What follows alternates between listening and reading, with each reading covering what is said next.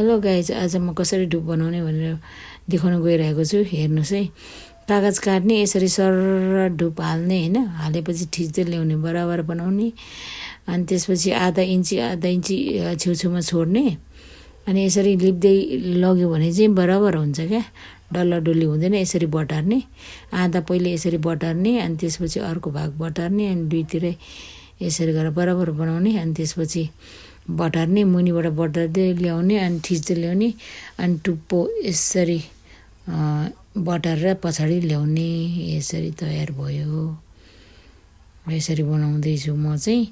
तपाईँहरू कसरी बनाउनु चाहनुहुन्छ, धेरै तरिकाहरू छ, तपाईँहरूले पनि सिक्न सक्नुहुन्छ।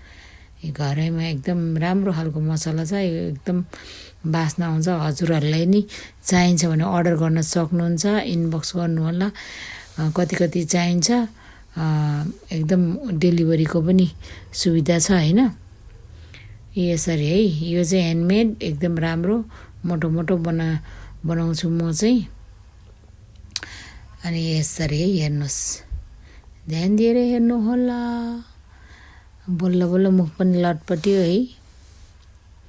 अब राइनीको बोली मोटो मोटो छ। म त अलिकति मेरो हात बसिसकेको छ कि, हात बसेर नि छिटो छिटो हुन्छ क्या। सुरुमा चाहिँ लाग्छ झन्डै 10-15 मिनट कोसिस गर्नु, 3-4 दिन लाग्छ कसैलाई एकै दिनमा सिक्छन्, तर फिनिसिङ आउँदैन कि।